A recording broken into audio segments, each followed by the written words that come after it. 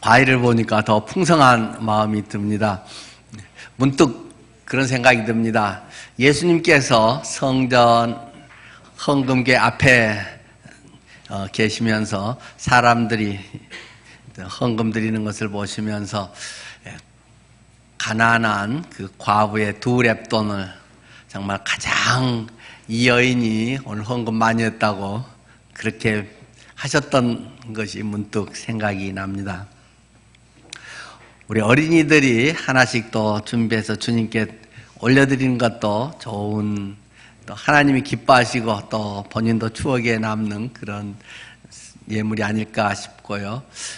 또 오늘은 문득 우리가 35년 하면서 처음 쌀 20kg를 갖다 내놓는 것은 또 처음인 것 같아요. 시골에서 부모님이 농사지어서 보내주신 거를 갖고 왔는지, 뭐 저는 전혀 누가 했는지 모릅니다만은 쌀을 보니까 저는 호박 이제 이런 거는 또 있었지만 그런 것도 있고, 근데 이제 저보고 또 굳이 하나를 딱 이야기하라면 저는 여기 앞에 샤인머스켓을 꼽을 것 같습니다. 샤인머스켓이 한 포도보다 막 1~2배는 비싸고 되게 비싸더라고요. 근데 아까 이것을 이제 우리 유성 형제가 했는데 아까 갖고 들어오길래 유성 형제 웬일이야? 그래서 오늘 이따가 바치려고요. 그러면서 유성 형제가 딱 갖고 왔더라고요. 근데 유성 형제가 이제 제게도 가끔 뭐 하나씩 이제 줄 때가 있는데, 목사님 뭐 잡수세요든지 뭐 이렇게도 하는데 왜 이거 줘? 그러면 나는 이거 싫어해요. 거기에서 이제 그 장애 센터에서 가끔 이렇게 이제 주는 것들이 있고 한데, 이제 그러니까 굉장히 솔직하게 그렇게 나는 이거 안 먹고 안 싫어하니까 목사님 잡수세요 할 때도 있고, 본인이 또 좋다고 생각하는 거 할 때도 있는데, 그래서 제가 약간 짓궂게 이거 왜 이걸 갖고 왔어 했더니 사왔어요 그러는 거예요. 오늘 이걸 드리려고 우리 유성 형제가 일부러 얼만데? 그랬더니 잊어먹었어요. 예. 저는 아까 그걸 이제 들으면서 감동이 되더라고요. 하나님 참 기뻐하시겠다. 그걸 하기 위해서 지난주 주복 광고든지 듣고, 또는 뭐 선생님하고도 또 얘기도 뭐 했을지 모르겠고, 주간 중에 계속 기억하면서 야 나도 다음 주일날 가져가야지 하면서 가게에 가서 상당히 비싼 이 샤인머스켓을 사갖고 한 상자 갖고 와서 드린다고 하는 마음을 하나님은 얼마나 기뻐하실까. 세상 사람들은 뭐 정신지체 장애고 뭐 어쩌고 뭐 자폐고 이런 세상의 장애 평가 등급은 그럴지 몰라도 그 순수한 마음, 오늘 주보 사면에 그 단순한 믿음에 대한 그 로제 수사에 글을 제가 실었었는데, 하나님은 참 그걸 기뻐하지 않을까? 그런 생각이 오늘 아침에 드린 것 속에서 제게는 약간 느껴졌습니다. 하여튼 그런 마음으로 주님께 준비하고 매일매일을 또 한 해 한 해를 살아가는 분들의 하나님의 큰 은혜가 경험될 줄 믿습니다. 자, 이 그림 하나 보실까요? 네. 인터넷에서 보셨을 것으로 아는데요. 3억 7,500만 원짜리 바이올린 지하철에서 잃었는데 열흘 만에 되찾아 하는 그 인터넷 뉴스를 지난 11월 3일자로 보신 분들이 많을 줄 압니다. 이 스티브 모리스라고 하는 이 바이올리니스트가 저것을 지하철에서 잃어버렸다네요. 이 스티브 모리스는 뭐 유명한 바이올리니스트라고 하는데, 그 영화 반지의 여왕 그 영화 음악 연주도 하고, 제임스 본드 시리즈도 여러 개 연주도 하고, 뭐 다른 여러 가지도 많이 하는 그 유명한 그런 뮤지션이라고 하네요. 근데 그 1709년에 이탈리아 로마 바이올린 명장 테클러가 제작한 그 바이올린이라고 하는데, 이것을 영국의 지하철을 타고 가다가 내리면서 저거를 그냥 놓고 내려버렸다는 거예요. 그래가지고는 찾았는데 도저히 찾지를 못하고, 나중에 CCTV 영상을 확인했더니 한 젊은 남자가 그것을 가지고 가는 것을 이제 발견을 했답니다. 그래서 그 CCTV를 복사를 해서 막 곳곳에 이제 뿌려가지고, 제발 좀 찾게 해주세요. 내 팔이 잘라져 나간 것 같아요. 내가 잠을 잘 수가 없어요. 하고 이제 모리스가 홍보들을 했는데, 그 인스타그램으로, 아니 트위터로네. 트위터로 연락이 왔답니다. 제가 저 영상에 저 사람을 알 것 같아요. 그래서 아마 찾을 수 있을 것 같아요. 하면서 한 사람이 이 트위터로 연락을 해와서 이제 여러 가지 그 중간 과정들을 거쳐서 저 사람을 만나고, 다행히 아주 온전한 상태로 저 3억 7,500만 원짜리나 된다는 저 바이올린을 찾고, 그래서 너무 기뻐서 반가워서 저기 뽀뽀하고 있는 그런 장면이 이제 그 인터넷에 나와 있죠. 정말 실감이 안 난다. 이것을 내가 다시 만지며 연주할 수 있게 되다니. 근데 이제 경찰은, 근데 보니까 페이스북 올린 사람이 도둑놈인 것 같아.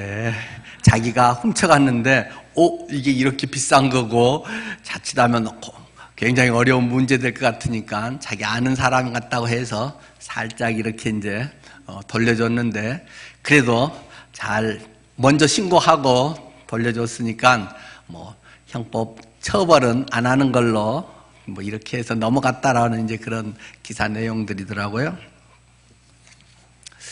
자, 오늘 저는 잃어버린 그 아들을 잃었다가 다시 얻었노라 하는 그 아버지의 심정, 이러한 본문에 우리가 아주 익히 잘 알고 있는 내용을 다시 잠깐 나누려고 합니다.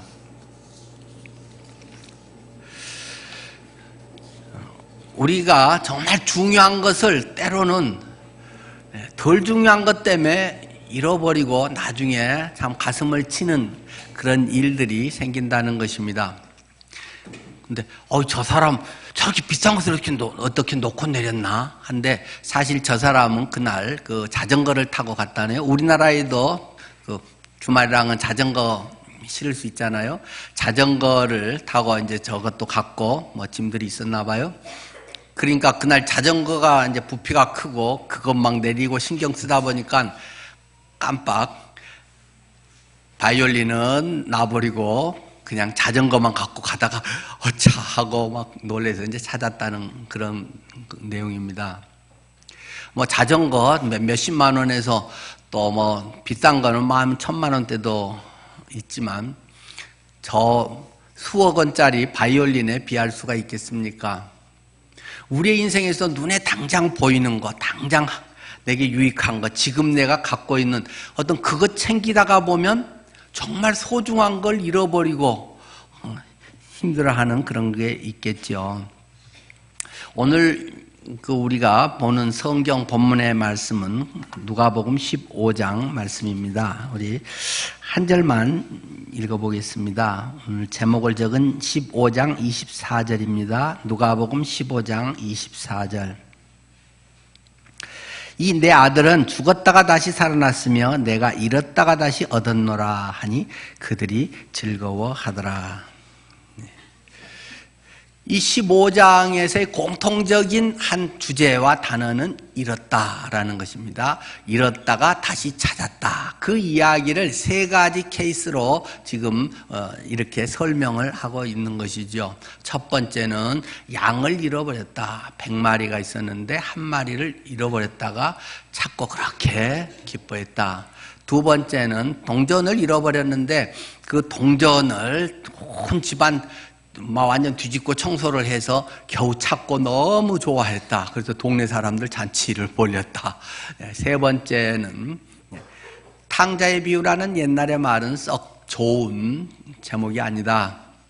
그래서 우리 성경에도 보면 잃은 아들을 되찾은 아버지 비유라고 써졌죠. 탕자가 초점이 아니라 그런 아들을 잃어버렸다가 찾은 아버지의 마음, 아버지의 초점이 중요한 것이다 해서 이제 그런 소제목을 붙였지 않습니까?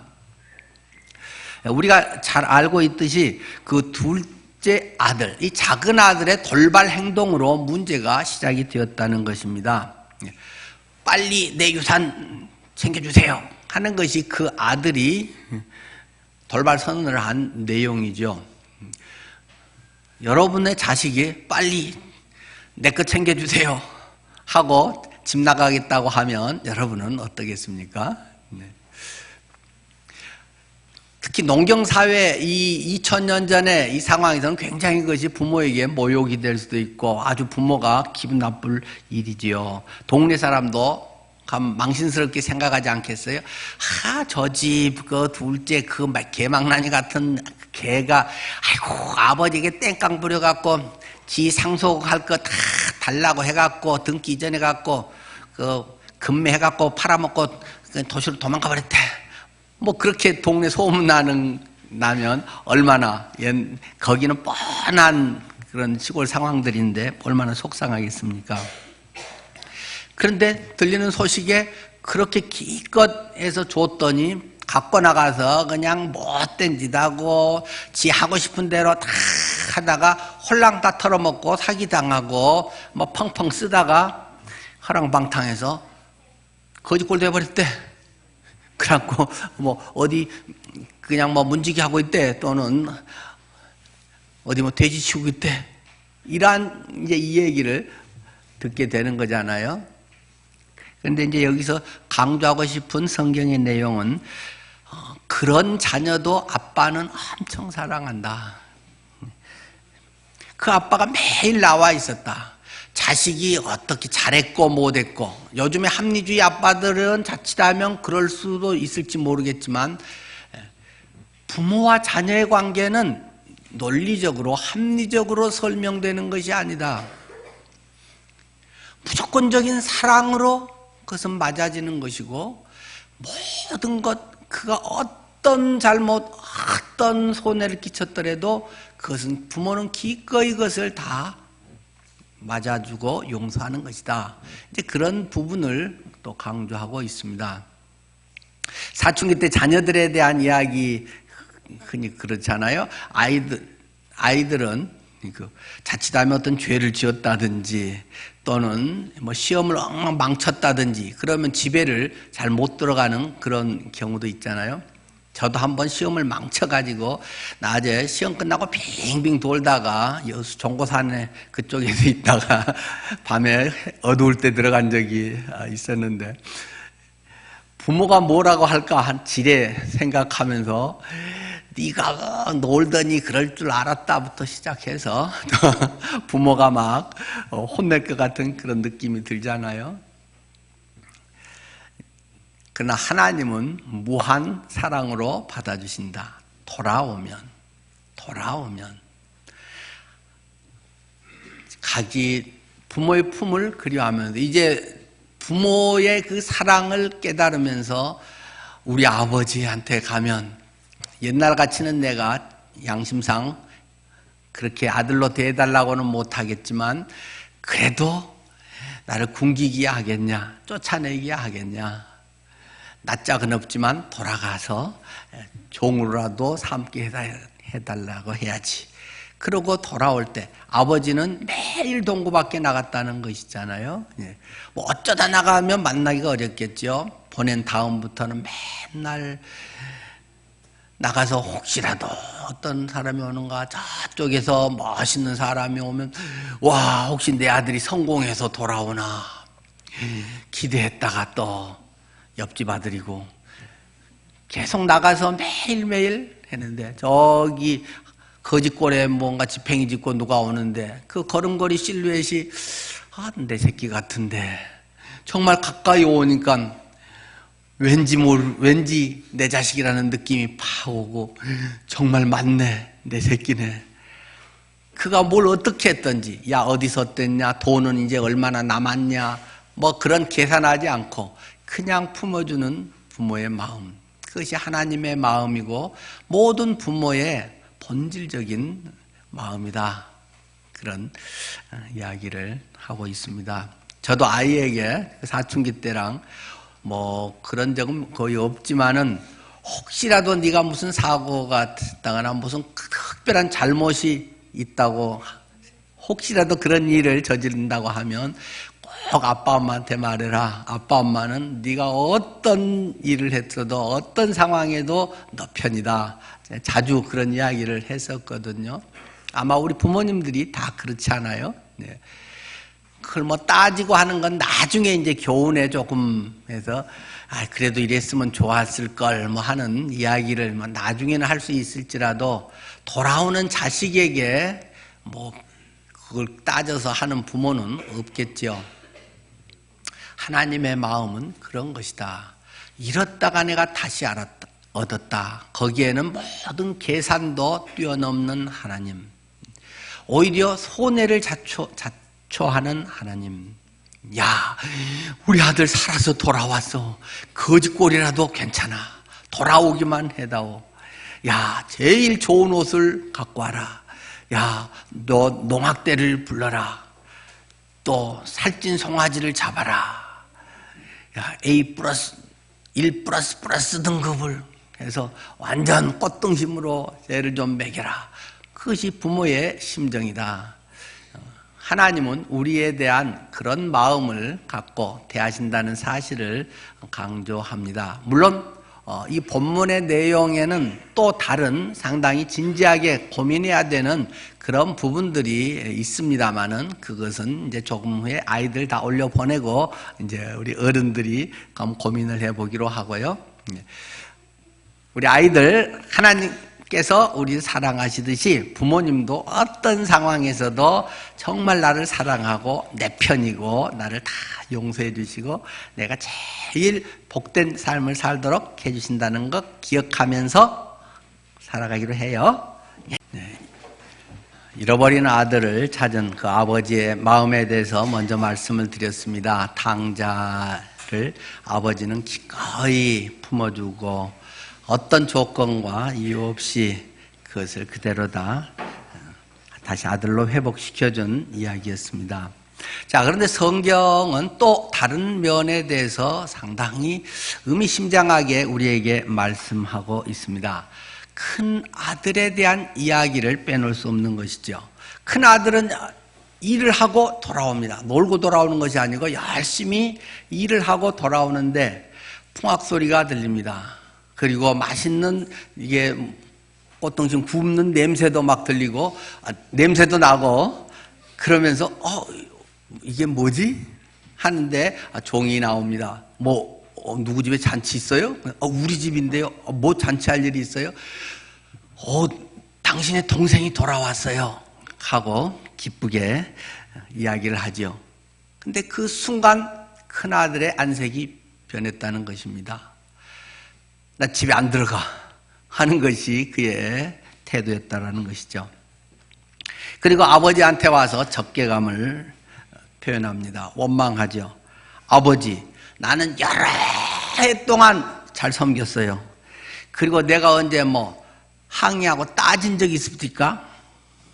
명을 어김이 없었는데 내 친구들하고 잔치 한번 하라고 염소 한 마리도 내준 적이 없더니 저렇게 다 재산 말아먹어버리고 깡통돼 갖고 온 녀석에게 무슨 사호를 잡고 그 난리를 지기고 있는 거예요.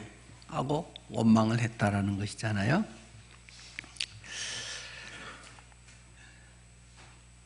성경학자들은 교회 안에 있는 모범생들을 이 큰 아들의 비유를 많이 하고 있습니다. 물론 성경에는 유대인, 하나님의 백성이라고 하는 유대인들에 대한 이야기가 더 초점이게, 더 그들을 이야기하고 있겠죠. 그러나 오늘 우리식으로 하면 어려서부터 신앙생활 잘하고 모범생이고 여러 해 동안 봉사도 잘하고 교회에서 원하는 것, 목사님이 요청하는 것, 그런 것을 어김이 없이 잘했던 사람이 이런 마음을 드러낼 수 있다라고 해석을 많이 합니다. 나는 바보예요. 나는 쭉까지 했더니 뭐 상도 주는 것도 없고 열심히 했더니 계속 일만 시키고 농땡이나 치고 어쩌다 나오고 뭐 한 그런 사람들은 막 더 챙겨주고 뭐 하는 거예요 도대체? 이런 마음의 불만이 속에서 터져나올 수 있다는 거죠. 그러니까 아버지가 이 맏아들에게 이야기를 합니다. 야, 얘야, 너는 항상 나와 함께 있으니 내 것이 다 네 거 아니냐. 네 동생은 죽었다가 살아났으며 내가 잃었다가 얻었기로 우리가 즐거워하고 기뻐하는 게 마땅한 거지. 이렇게 이야기를 했습니다. 비평적 성경학자들은 작은 아들은 이제 지금이라도 돌아왔지만 큰 아들은 아직도 돌아오지 않았다. 오히려 더 멀어지고 있다. 큰 아들은 뭐 상 받을 만한 아주 성실한 모범생인데 큰 아들도 탕자다. 고상한 탕자, 내숭적인 탕자. 겉으로는 안 그렇지만 속에 율법이 철저하게 자리 잡고 있는 하고 안 하고 요게 맞고 틀리고 하는 율법의 기준을 따라 살아가는 사람들. 이런 사람들을 교회 안에 탕자라고 말할 수 있겠죠. 하나님의 은혜를 모르는 사람, 나 같은 죄인 살리신 주 은혜 놀라워. 내가 죽일 놈인데, 내가 제일 나쁜 놈인데, 내가 죄인의 괴수인데, 그것을 아는 사람은 바울같이 은혜를 아는 사람, 나의 나 된 것은 하나님의 은혜로 된 것이다. 그렇지 않은 사람은 율법이 자꾸 살아서 율법의 기준으로 맞네 틀린 애를 밤낮 따지니까 틀린 거면 열나고 남들이 저렇게 안 한 거면 얄밉고 이런 것이 늘 속에 있어서 마음의 평강과 감격이 별로 없다는 것입니다.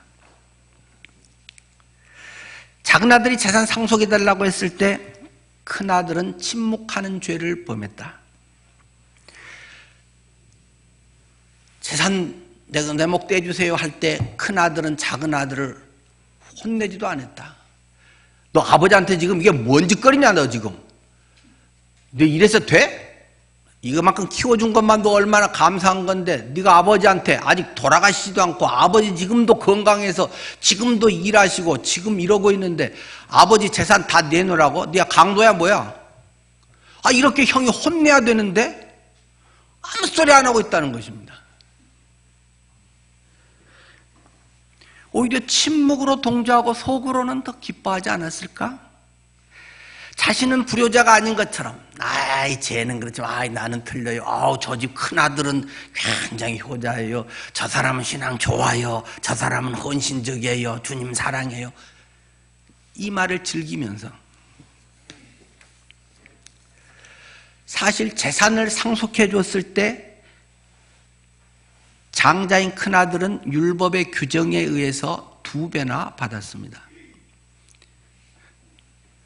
요즘 같은 우리나라에서는 막 그러면 난리 나잖아요. 뭐 유효분이 어쩌고 뭐 해서 요즘은 그래서 다 n분의 1로 뭐 큰아들이든 작은아들이든 남자든 여자든 상관없이 숫자 다 n분의 1로 우리나라 이제 상속법이 뭐 기본이 그렇게 바뀌었지만은 옛날에는 큰아들은 앞으로 평생 모시고 살아야 되고 하니까 이제 2배를 주고 뭐 이렇게 이제 했었잖아요.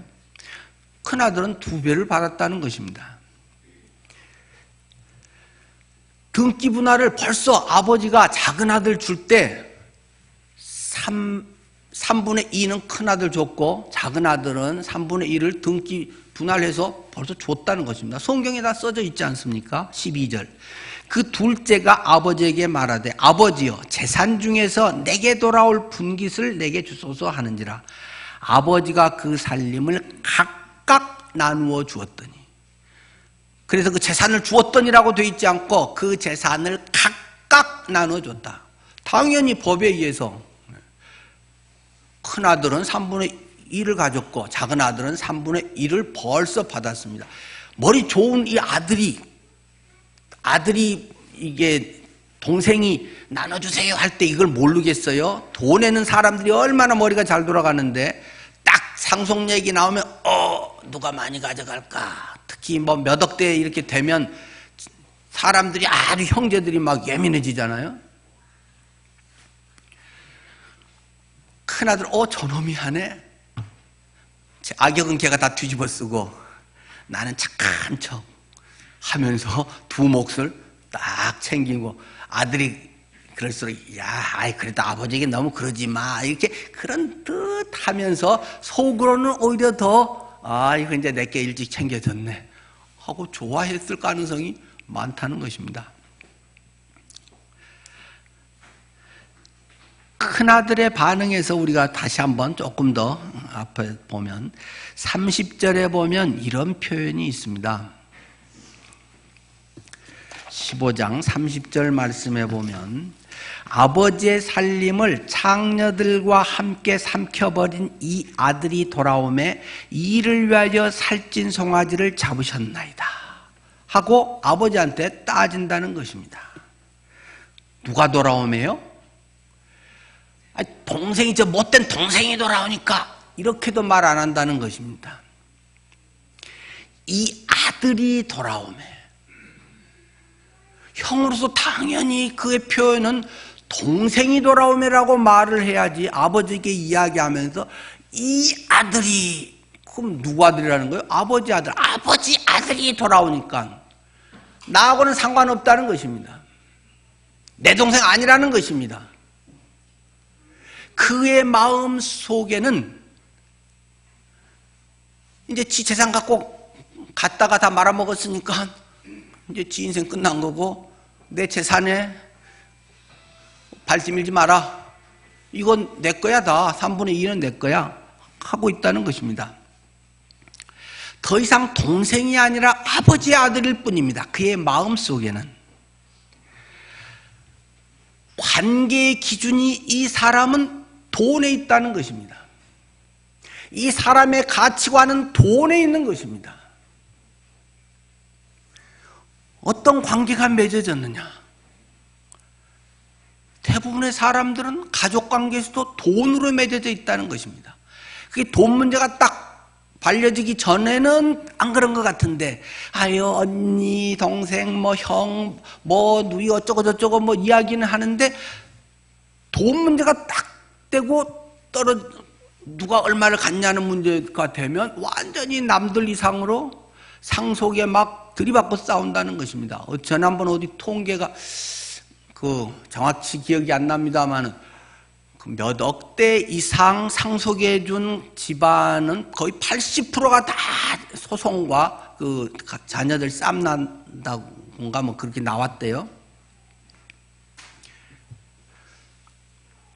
한 사람의 몇 억씩 이게 떨어지는 이런 것들에서는 나는 옛날 부모를 모셨기 때문에 더 받아야 되고, 큰아들이니까 더 받아야 되고, 실제 어렸을 때 어려울 때 내가 부모 지원을 해줬으니까 더 받아야 되고, 온갖 자기가 한 것에 대해서 그걸 플러스를 더해가지고 그 중에 내가 더 받아야 된다 하는 것이 몇 천만 원 정도면 그냥 봐줄만 한데, 몇 천만 원 갖고도 싸우나요? 어쨌든 몇 억, 몇십억 재벌들 몇 천억이 되다 보니까는 며느리들이 또 난리를 하고 해갖고는 이게 아들들 문제만도 아니고 딸 문제만도 아니고 며느리 문제 온갖 얽혀가지고 난리가 난다는 것입니다.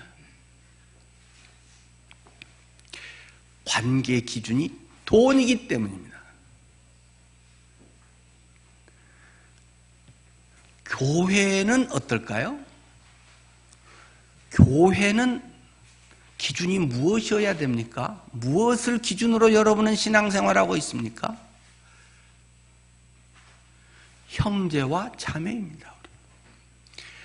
교회는 형제와 자매의 관계입니다. 교회 성도들은 형제입니다. 가족입니다. 거기에 다른 것이 우선적으로 끼어들 수가 없습니다. 김효연 담임 목사이지만 저는 김효연 형제입니다. 교회의 본질은 예수 그리스도의 피로 맺어진 혈연적인 혈연적인 관계인 것입니다. 교회가 이 본질적인 것을 자꾸 뛰어넘어서 직분이 앞서고 다른 어떤 교회에 뭘 많이 해서 기여한 사람이 앞서고 오래된 사람이 앞서고 다른 이런 것으로 되면 교회는 변질하게 되어 있습니다. 나머지 것들은 형제와 자매가 그리스도의 몸된 교회로서 어떻게 주님을 잘 섬길 수 있는지 때로는 행정적으로 조직적으로 그런 것을 효율적으로 하기 위한 하나의 제도일 뿐입니다. 제도는 계속 바뀔 수 있는 것입니다. 그러나 혈연의 관계, 그리스도의 보혈, 그리스도의 자녀, 하나님의 자녀됨, 형제와 자매입니다. 가장 중요한 이것을 놓치면 교회가 다른 것을 뭘 하고 다른 어떤 것들로 하면 자꾸 계급화가 되는 것이고 서로 간에 이런 것들을 나타내게 되는 것입니다. 저는 김효연 형제입니다. 여러분이 저 김효연 형제 불러주십시오. 좋습니다. 그러나 저는 설교하고 목회를 하는 데는 저는 담임 목사입니다. 저는 그 역할은 당당하게 합니다. 해야 됩니다. 니나 나나 같은 형제니까 이것도 좋고 저것도 좋고 그런 거에 어디 있습니까? 교제를 하고 그리스도 안에 이런 것들은 형제로서 하지만 직분적에서 이 일을 하는 데 있어서는 하나님의 그 공동체가 하나님의 공동체답게 하기 위해서는 직분이라고 하는 것을 제대로 감당을 해야지 그런 것을 얼렁뚱땅 하면은 아무것도 안 되는 것입니다. 그러나 본질적으로 저는 형제이고 저는 담임의 임기가 끝나면 김효연 형제로 당연히 사는 것입니다. 물론 남들은 불러줘서 아이고 목사님이라고 불러주긴 하겠지만 본질은 김효연 형제인 것입니다. 여러분들은 이 생명의 관계, 가족의 관계, 영적 혈연의 관계가 중요하다는 것을 기억해야 됩니다. 장로가 중요하고 안수집사, 권사가 중요한 것이 아니라 그건 교회를 어떻게 더 행정적으로 체계적이고 효율적으로 하는가의 하나의 직분의 형태일 뿐이고 결코 그것은 계급도 아니고 좀 더 우월하고 열등한 거하고는 전혀 상관이 없는 것입니다. 철저하게 나는 죄인이고 철저하게 주님의 십자가의 은혜로만 구원을 받았고 그것에 의해서 우리는 모두가 하나다라는 사실을 명심해야 됩니다. 당신의 이 아들, 아버지의 아들, 저를 형제라고 하면 걸그룹 고치는 게 많잖아요. 제 굽는다고 하면 모른 척 할 수 있겠죠. 내 동생이라는데 형제라면 그래도 한몫 떼어줘서 전세라도 하나 마련해 줘야 될 것 같고 먹는 것도 조금 줘야 될 것 같고 근데 아버지의 아들이면 상관이 없습니다. 아버지와의 관계니까. 예수 그리스도를 믿는 사람이 그리스도의 형제, 그리스도의 보혈, 그리스도의 부활 그것으로 한 몸이 되었다는 사실을 명심해야 됩니다. 재산을 탕진해버리자 이제는 더 이상 동생이 아닙니다. 만약에 IT 사업을 해가지고 손정희처럼 한 몇 조를 벌었다. 그러면 다니면서 쟤 내 동생이에요. 쟤 내 동생인데 와 제가 그냥 한 100조를 벌었어요. 이렇게 다니면서 이야기할 거 아니겠어요? 쟤 우리 아버지 아들이에요. 이렇게만 하고 다니겠어요? 자기에게 이익이 안 되니까. 콩고물 떨어지는 게 없으니까. 부담 가져야 되니까. 이것은 교회도 아니고 형제도 아닙니다. 큰 아들의 속성, 그의 본질은 이런 것으로 모범생 성실한 것처럼 모태교인이었고 이런 것으로 포장되어 있다는 것입니다. 성경은 그것을 들춰 보이고자 하는 것이 아니겠습니까? 아버지의 마음보다 하나님의 뜻보다 더 소중하게 여기는 그 무엇이 큰아들에게는 있다는 것입니다. 재물입니다. 명예입니다. 사람들의 칭찬입니다. 이 껍데기, 그게 큰 아들을 미선자로 만들고 영적 생명력이 없는 죽은 자식으로 만들고, 둘째가 돌아오매 첫째는 오히려 더 튕겨져 나가는 더 탕자가 되어가는 모습을 성경은 리얼하게 상반되게 보여주고 있는 것입니다. 영혼 구원보다 성공이나 부자가 되는 것이 더 많은 관심을 갖는 교인들,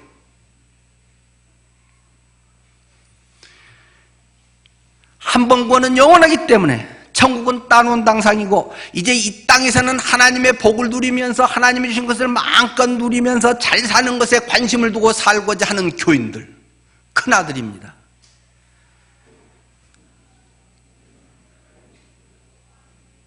추수감사절을 통해서 하나님 안에서 나는 정말 값진 것을 위해서 무엇을 심었을까? 값진 열매를 얼마나 거두었을까? 눈에 보일 수도 있고 안 보일 수도 있지만 그것을 위해서 기도하고 그것을 위해서 내 삶에 중요한 것을 걸고 살아왔는가? 그런 것이 중요하리라고 봅니다. 어느 시골 병원에 한 소년이 응급 환자로 들어왔습니다. 그런데 진찰했더니 하여튼 무슨 감염인지 급성 뇌출혈로 상황이 굉장히 급박하다라는 것입니다. 이 주치의가 그런데 마침 그 병이 자기 아주 친한 친구가 그 병에 아주 권위 있는 전문가에서 급히 전화를 했습니다. 야, 이런 환자가 왔는데 얘가 지금 아주 긴급하다. 근데 그 친구가 한 100km 정도 떨어져 있었다고 합니다. 그래서 친구의 그 다급한 SOS를 받고 그가 차를 몰고 내려갑니다. 근데 이제 신호등에 걸렸는데 그때 이제 외국에는 총 소지가 가능하잖아요. 한 사람이 총을 딱 들이대면서 내려라고 하는 것이었습니다. 그를 끌어냅니다. 내가 지금 급한 일이 있어서 지금 바로 내려가야 되는데, 이 말도 채 미처 다 하기 전에 그 사람이 빨리 안 내리면 쏴 죽여버려. 내려와. 아주 거칠게 끌어내리고 그 차를 타고 도망을 가버렸다는 것입니다. 이 의사는 황당하게 다른 택시도 얼른 잡지도 못하고 그렇게 해서 고속버스 타고 쭉 갔더니 한 2시간이나 걸렸답니다. 그래서 친구 의사가 이야기합니다. 아이고, 자네가 좀만 더 빨리 왔으면 얼마나 좋았겠는가. 이 친구가, 이 아이가 20분 전에 세상을 떠났네. 아이고, 자네가 참 빨리 왔더라 하면 아쉬워합니다. 그 부모가 너무 슬퍼하고 있네. 부모한테 가서 그래도 이게 인사라도 하고 위로라도 하세요. 그래서 이 두 친구가 부모한테 갔습니다. 부모는 껴안고 울고 있습니다. 그런데 딱 보니까 그 부모의 아빠가 바로 권총을 들이대고 자기를 끌어내리고 그 차를 빼앗아 타고 간 범인이더라는 것입니다. 내 아들이 죽어간다는 소식을 듣고는 자기 지금 직장에서 다급한 마음에 자기 차가 그때 없고 그러니까 그냥 죄고 뭐고 이런 거 따질 것 없이 그냥 눈에 보이는 대로 총 꺼내서 그걸 끌어내고 자기가 그 차를 타고 아들의 이 모습을 봤는데 하필 그 차가 자기 아들을 살릴 의사였다는 것을 보면서 그는 통곡을 하더랍니다.